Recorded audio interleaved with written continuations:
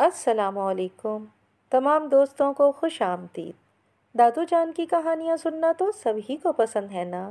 अगर आपको भी दादू जान की कहानियाँ पसंद हैं तो मेरे चैनल को सब्सक्राइब करें और बेल के बटन को ऑन कर दें। शुक्रिया। कहते हैं कि राजपूताना के एक शहर में एक राजा था, बड़ा रहमदिल और इंसाफ पसंद। इसके राज में रियाया बहुत खुश थी। शेर बकरी एक घाट पानी पीते थे। हर तरफ अमन व अमान था। राजा का एक ही बेटा था, बड़ी मन्नतों मुरादों का, बड़ा लाडला। बादशाह ने लाडले बेटे की कभी कोई ख्वाहिश रद्द नहीं की थी।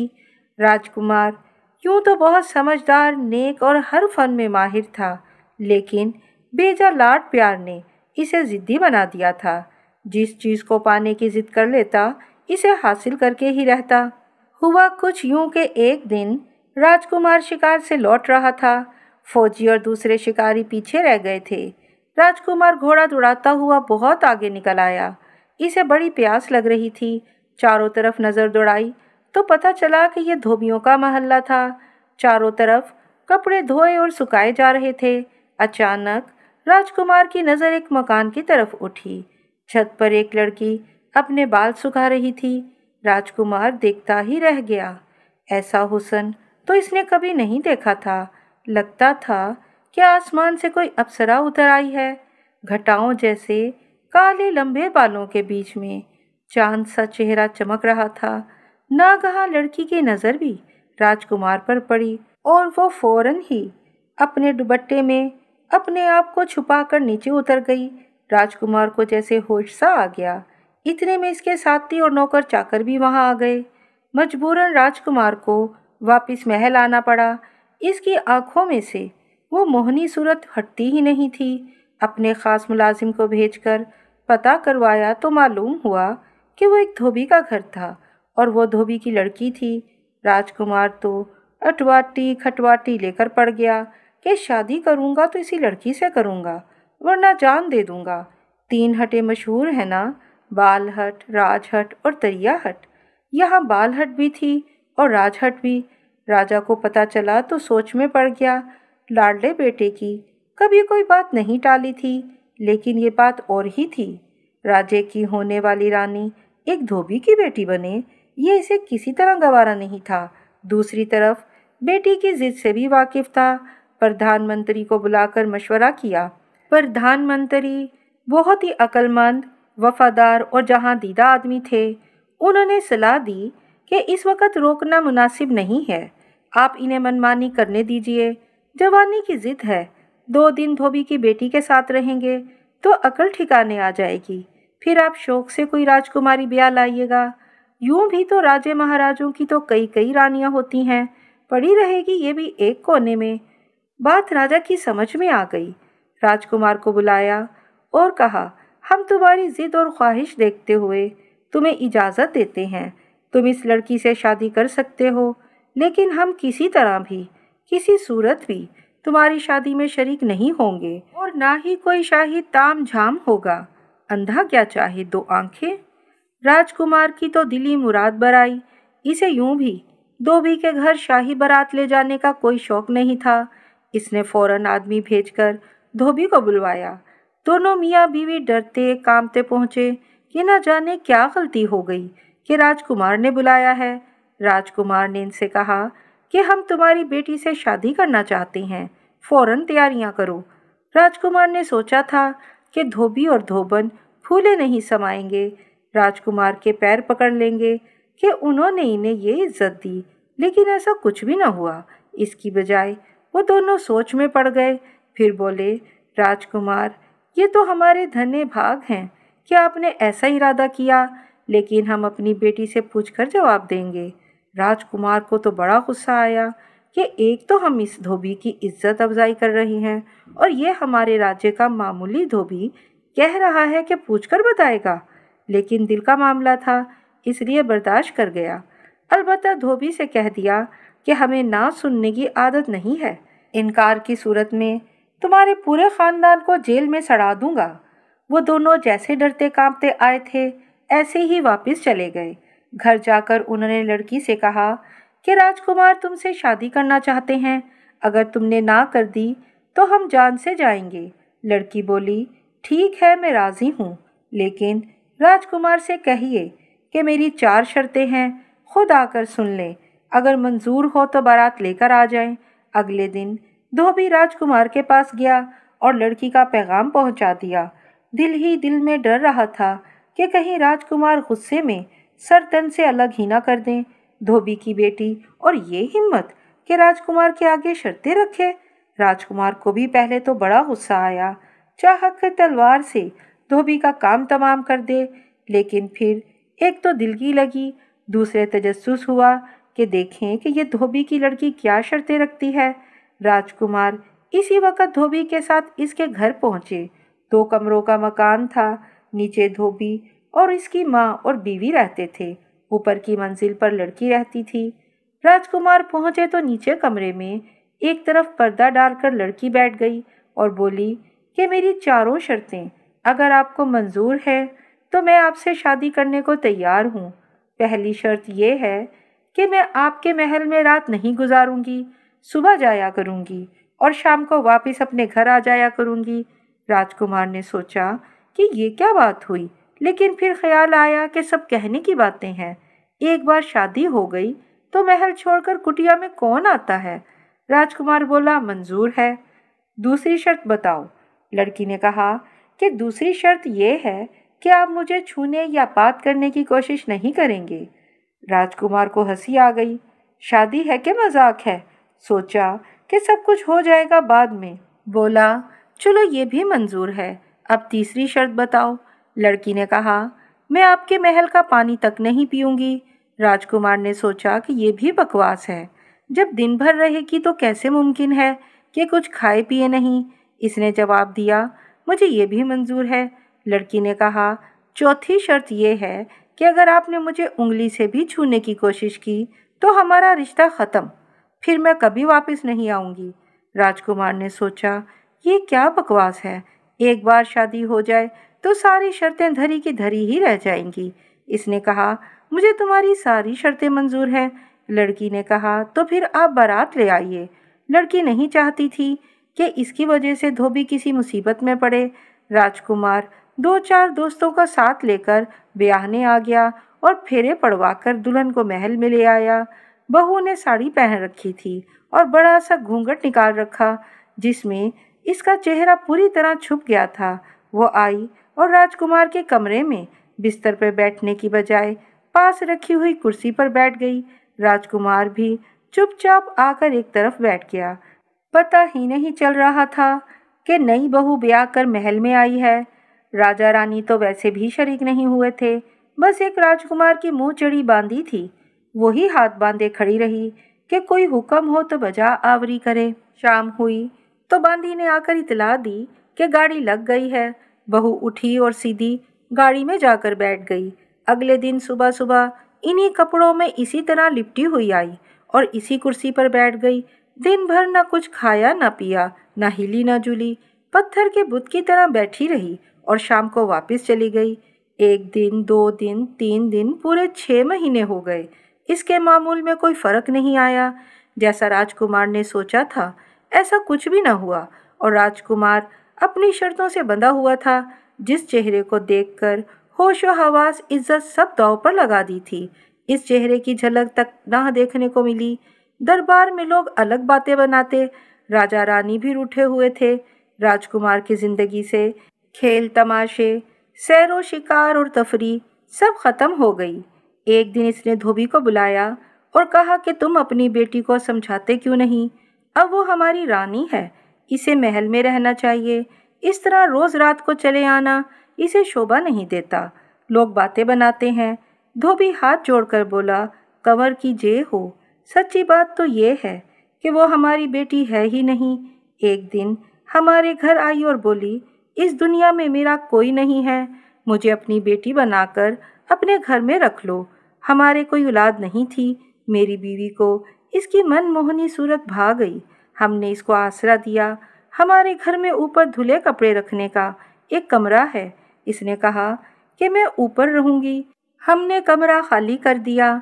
इसके साथ इसकी एक सखी भी आ गई। दोनों ऊपर रहने लगीं। हमसे इसने इसके बाद कोई वास्ता ही ना रखा। कहाँ खाती पीती है, क्या करती है, हम कुछ नहीं जानते। कभी कभी मेरी बीवी के पास आकर बैठ जाती, इसे माँ कहती थी। वो बेचारी इसी में खुश थी। हमें इसने कसम दे दी थी कि किसी को इसके बारे में कुछ ना बताएं। इसीलिए जब आपने शादी की बात की तो हम चुप रह गए। जैसा इसने कहा वैसा ही हमने किया। कंवर, इस पर हमारा कोई जोर नहीं, आप हमारी जान बख्शी करें। धोबी तो चला गया। राजकुमार अजीब शशोपंज में पड़ गया। करे तो क्या करे, दिल हर तरफ से उचाट हो चुका था। आखिर एक दिन किसी को बताए बगैर महल से निकल खड़ा हुआ। बस अपनी राजदार बांदी को बताया कि मैं जा रहा हूँ, पता नहीं कहाँ और पता नहीं कब वापस आऊँ। मेरे पिताजी, माताजी या कोई मेरे बारे में पूछे तो कह देना कि वह देश की यात्रा पर गए हैं। बांदी का दिल राजकुमार की हालत देख देख कर बहुत दुखता था। इसने भी सोचा कि चलो अच्छा है, कुछ दिन तो इस नर्क से तो छूटेंगे। राजकुमार का दिल तो दुनिया से ही उठ चुका था। वो हिमालय पहाड़ की तरफ निकल गया। महीनों इधर उधर भटकता रहा।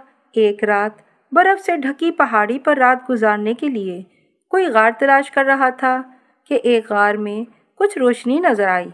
डरते डरते अंदर पहुंचा तो देखा कि एक बहुत बूढ़े साधु धूनी मारे बैठे हैं। आंखें बंद हैं, दाढ़ी और सर के बाल बेतहाशा बड़े हुए हैं। तमाम जिस्म पर और पलकों तक पर धूल जमी है। क्या एक चिराग जल रहा है जिसमें गज लंबी बत्ती जल चुकी है, गज भर अभी और बाकी है। इन्हें देखकर राजकुमार के दिल को बड़ा सुकून मिला। वो भी इनके चरणों के पास बैठ गया, लेकिन उन्होंने आंखें नहीं खोली। उन्होंने समाधि लगा रखी। इन्हें कुछ खबर नहीं थी। वो ईश्वर के ध्यान में डूबे हुए थे। राजकुमार वहीं रहने लगा। रोज सुबह उठकर झरने से पानी लाता, साधु महाराज के हाथ पांव धोता, बाल धोता, बालों में कंघी करता, गुफा की सफाई करता, नीचे घाटी से जंगली फल फूल तोड़ लाता और इनसे अपना पेट भर लेता। एक महीने के बाद साधु महाराज ने आंखें खोलीं तो राजकुमार को सामने हाथ जोड़े बैठे पाया। राजकुमार ने इन्हें पानी पिलाया, जंगली फल फूल खिलाए, इनके हाथ पांव दबाए। साधु महाराज बोले, बच्चा तू राज बालक है, इस योगी की कुटिया में तेरा क्या काम? राजकुमार बोला, महाराज जब आप ये जानते हैं कि मैं राजा का बेटा हूँ तो ये भी जानते होंगे कि मैं क्यों और किसके लिए मारा मारा फिर रहा हूँ। मेरे माता पिता मेरे लिए परेशान हो रहे होंगे, पर मेरा वापसी का दिल नहीं चाहता। साधु बोले, बच्चा योगियों से कुछ छुपा नहीं है। तूने बड़ी गलती की जो इस लड़की से शादी की, पर तूने हमारी इतने दिन सेवा की है तो हम तुझे नाराज नहीं करेंगे। ले ये राख ले जा, जब इसे अपने माथे पर मलेगा तो तू सबको देख सकेगा, लेकिन तुझे कोई नहीं देख सकेगा। घर जा, शाम को जब वो कन्या घर जाए तो तू ये राख माथे पर लगाकर इसके साथ चले जाना। तुझे आप ही पता चल जाएगा कि वो कौन है और इसकी क्या मजबूरी है। हमारा आशीर्वाद तेरे साथ है, तेरे मन की मुराद ज़रूर पूरी होगी। साधु ने अपने चिराग की जली हुई बत्ती की राख इसे दी, जिसे राजकुमार ने संभाल कर कपड़े में बांध कर रख लिया और साधु को प्रणाम करके चल दिया। कई दिन के सफ़र तय करके वापिस अपने महल में पहुंचा तो इस हाल में कि कपड़े फट गए थे, पाँव में छाले पड़ गए थे और बहुत दुबला और कमज़ोर हो गया था। कमरे में धोबी की लड़की इसी तरह उन्हीं कपड़ों में उसी कुर्सी पर बैठी थी। बांदी राजकुमार को देखकर बहुत खुश हुई। कंवर, कहाँ चले गए थे आप, और ये क्या हाल बना लिया है? राजा और रानी बराबर आपके बारे में पूछते रहते थे। मैं यही कह देती थी कि आप यात्रा पर गए हैं। और ठीक है, आज राजकुमार बहुत खुश था। इसने गर्म पानी से गुस्ल किया, बाल कटवाए और पेट भरकर खाना खाया। इसने बांदी से पूछा कि यह मेरे पीछे भी रोज़ इसी तरह आती थी। बांदी ने बताया कि यह इसके मामूल में कोई फ़र्क नहीं आया था। राजकुमार ने कहा, मैं बहुत थका हुआ हूँ, अब सोऊंगा, लेकिन शाम को जब ये घर जाने लगे तो मुझे जगा देना। शाम को जब धोबी की लड़की के जाने का वक़्त हुआ तो बांदी ने राजकुमार को जगा दिया। राजकुमार ने झट माथे पर साधु महाराज की दी हुई राख मल ली और इसके साथ हो लिया। अगले दिन सुबह सुबह राजकुमार वापिस आया और बांदी से बोला, आज मैं इसी कमरे में सोऊंगा। जब वो धोबी की लड़की आकर बैठ जाए तो तुम आकर मुझे जगाना और मुझसे पूछना कि दिन चढ़ा आया, मैं उठता क्यों नहीं हूँ। मैं जो ना बताना चाहूँ इसे भी जिद कर करके पूछना। बांदी समझदार थी, समझ गई कि राजकुमार का क्या मतलब है। जब धोबी की लड़की आकर इस कुर्सी पर बैठ गई तो बांदी ने आकर राजकुमार को जगाना शुरू किया। उठिए ना कंवर, उठिए ना, देखिए कितना दिन चढ़ाया, अब तो बहू साहिबा भी आ गई हैं।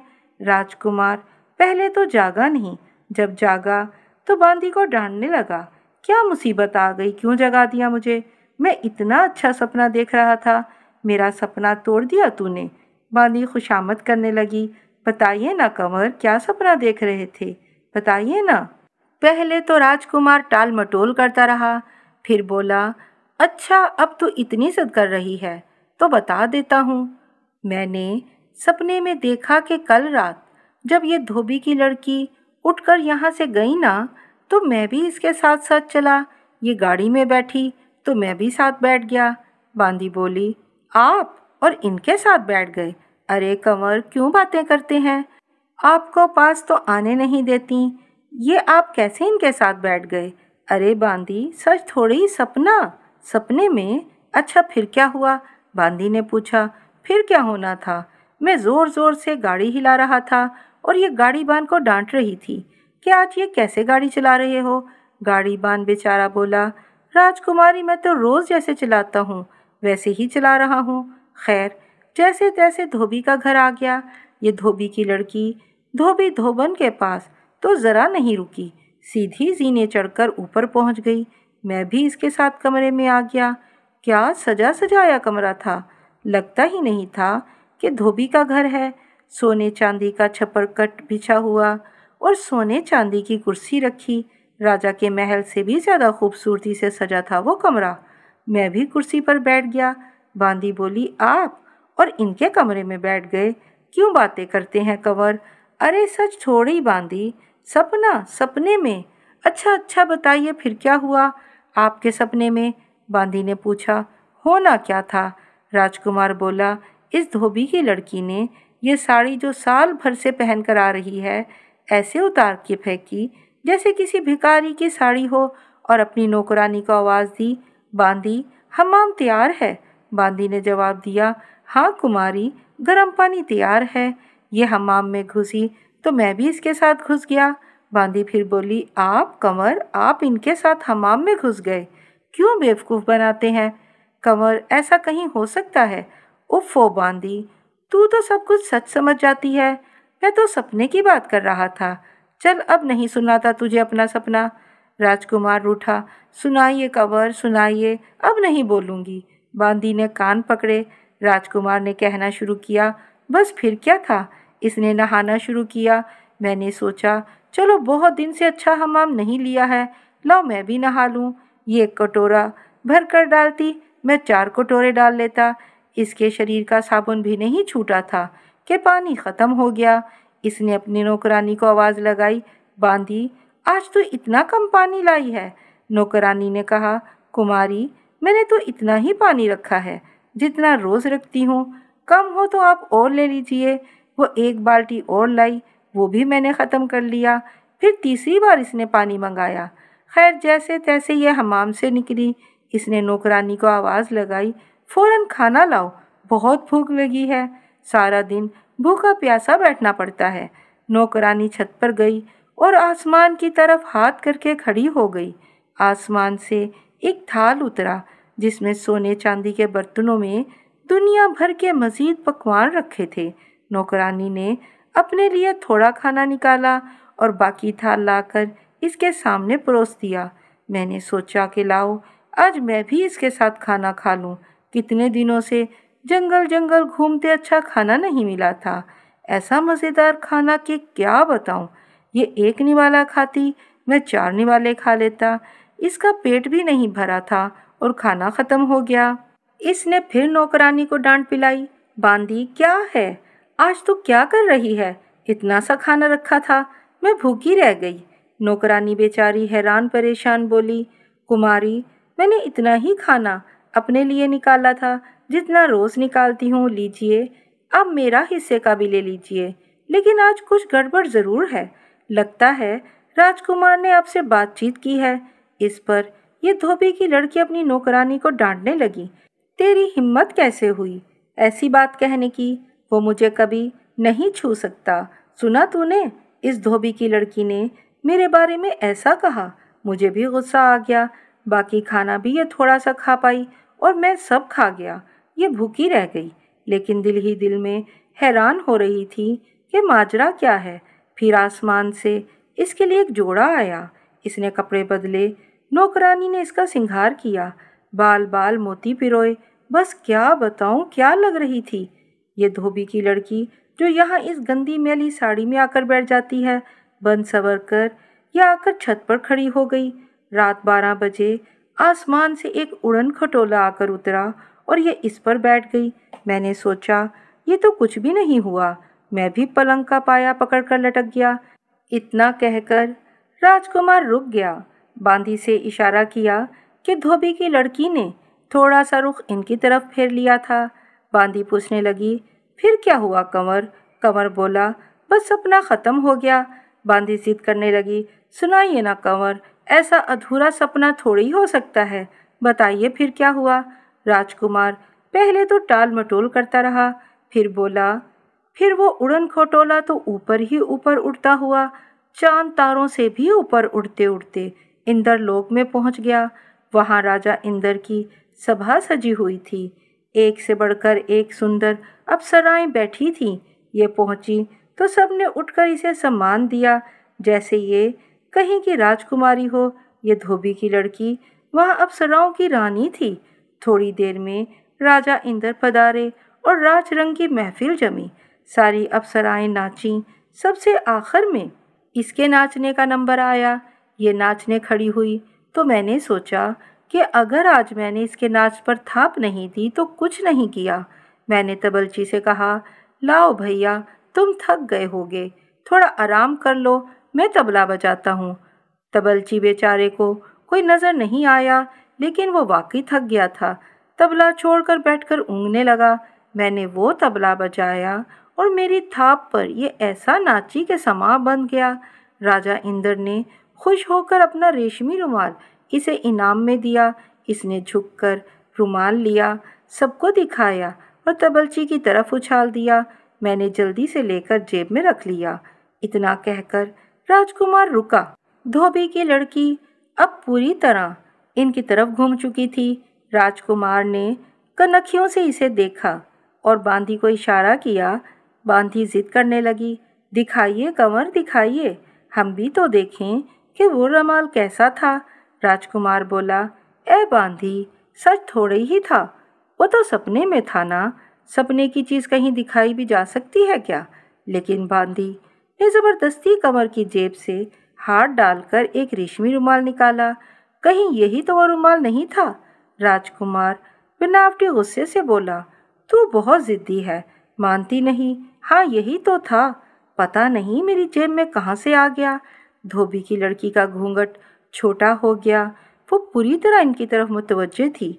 बांदी ने फिर जिद की, सुनाइए कंवर, फिर क्या हुआ? कंवर बोला, होना क्या था, राजा इंद्र ने इसे दोबारा नाच पेश करने की फरमाइश की। मैंने फिर ढोल संभाला।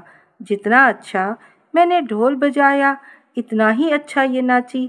अब के राजा इंद्र ने खुश होकर अपनी अंगूठी इसे नाम में दी। इसने झुककर इनके पांव छुए, सबको अंगूठी दिखाई और फिर तबलची के पास डाल दी। वो भी मैंने उठाकर जेब में रख ली। बांदी फिर जिद करने लगी, दिखाइए कंवर, हमें भी दिखाइए, वो कैसी अंगूठी थी? राजकुमार बोला, बांदी तू तो मूर्ख है। अब एक चीज़ सही हो गई इत्तेफाक से तो इसका मतलब ये थोड़ा कि सब बातें सच हो जाएंगी। लेकिन बांदी नहीं मानी। राजकुमार की जेब से वो अंगूठी निकाल ही ली और पूछा, कंवर, क्या यही अंगूठी थी? कंवर बोला, हाँ। अरे ये तो वही है, लेकिन मेरी जेब में कहाँ से आ गई? बांदी ने इशारा किया। धोबन की लड़की का घूंघट ऊपर उठ चुका था। लेकिन राजकुमार और बांदी ऐसा जाहिर कर रहे थे कि जैसे उन्होंने देखा ही नहीं। बांदी ने फिर पूछा, फिर क्या हुआ कंवर? राजकुमार बोला, हुआ यूं कि नाच का तीसरा दौर शुरू हुआ। मैंने भी ऐसा तबलचा बजाया कि जान लड़ा दी, और ये भी ऐसा नाची कि जिसका जवाब पूरे इंद्र लोक में नहीं था। नाच खत्म हुआ तो राजा इंद्र उठकर खड़े हो गए और अपने गले से सूचे मोतियों की माला उतार कर इसे इनाम दी। माला भी इसने झुक कर ली, सबको दिखाई और तबलची के पास रखवा दी। वो भी मैंने लेकर जेब में डाल ली। सुबह होने वाली थी। राजा इंद्र दरबार से उठकर गए और ये भी भागकर उड़न खटोले पर बैठी। जल्दी में अपने इनाम भी तबलची से नहीं लिए। सोचा होगा कि कल ले लेगी, इसे क्या पता कि वो तो सब मेरे पास थे। इसका उड़न खटोला उड़ा और मैं फिर इसके पाय से लटक कर नीचे आ गया। बस यहीं तक देखा था कि तूने आकर जगा दिया। बांदी बोली, अच्छा तो वो हार भी दिखाइए। राजकुमार ने कहा, अरे बांदी, वो सपना था, हार मेरे पास कहाँ से आया? लेकिन बांदी नहीं मानी। राजकुमार की दूसरी जेब से मोतियों का हार निकालते हुए पूछा, क्या यही था? अब तो धोबी की लड़की कुर्सी से उठकर राजकुमार के पास आ गई और बोली, कंवर, अब तो आप जान ही गए होंगे कि मैं धोबी की लड़की नहीं हूँ, इंद्रलोक की अप्सरा हूँ। अब मेरी कहानी भी सुन लीजिए। इंद्रलोक में मुझसे ज़्यादा अच्छी नर्तकी और कोई नहीं थी। राजा इंद्र रोज़ मेरा नाच देखकर ही दरबार बर्खास्त करते थे। एक रात मेरी तबीयत खराब थी, सर में बहुत दर्द था। दरबार से बुलावा आया तो मैंने मना कर दिया, लेकिन राजा को मेरे बिना चैन कहाँ। दोबारा बुलावा आया तो मुझे गुस्सा आ गया। मैंने कह दिया कि राजा से कहना, दया नाम की भी कोई चीज़ है इनके पास या नहीं। यहाँ मैं दर्द से तड़प रही हूँ और इनको अपने नाच की पड़ी है। संदेशा लाने वाले ने जाकर चूं का तू राजा से कह दिया। राजा इंद्र तो गुस्से में आग बगोला हो गए। फौरन मुझे बुलाया। मैं डरती कांपती पहुंची तो उन्होंने कहा, बड़ा घुमंड हो गया है तुझे अपने आप पर। जा, मैं तुझे शराप देता हूँ। तुझे साल भर धरती पर लड़की बनकर रहना पड़ेगा और अपनी पहचान छुपानी होगी। अगर किसी को पता चल गया कि तू अप्सरा है या किसी मर्द ने तुझे छू लिया तो तू कभी इंद्रलोक वापस नहीं आ सकेगी। मैं बहुत रोई, गिड़गिड़ाई, माफ़ी मांगी। राजा ने कहा, मैं अपना शराब तो वापस नहीं ले सकता। हाँ, इतना ज़रूर है कि तुझे रोज़ रात को उड़न खटोला भेजकर इंद्रलोक बुलवा लिया जाएगा, लेकिन साल तुझे धरती पर ही काटना होगा। मेरे पर नोचे गए और मुझे धरती पर फेंक दिया गया। मेरे साथ मेरी बांदी को भी धरती पे आना पड़ा। मैंने अपने लिए धोबी का घर पसंद किया और धोबी की लड़की बनकर रहने लगी ताकि किसी को शक ना हो। लेकिन मेरे भाग्य में तो आपकी सेवा लिखी थी। कल मेरी सज़ा का 1 साल पूरा होने वाला था। मुझे मेरे पंख मिल जाते और मैं वापस इंद्रलोक चली जाती। आपको मेरी असलियत कभी पता नहीं चलती। आप यही समझते कि मैंने बेवफाई की और भाग गई, लेकिन सब खत्म हो गया। अब आप ही मेरे स्वामी हैं और मैं आपकी दासी। राजकुमार अपनी दुल्हन को लेकर राजा और रानी के पास गया और सारी कहानी सुनाई। राजा को जब पता चला कि इनकी बहू धोबी की लड़की नहीं बल्कि इंद्रलोक की अप्सरा है तो इनकी खुशी का तो कोई ठिकाना ही नहीं रहा। उन्होंने धूमधाम से बेटे की शादी की और खुशियां मनाई और सब हंसी खुशी रहने लगे।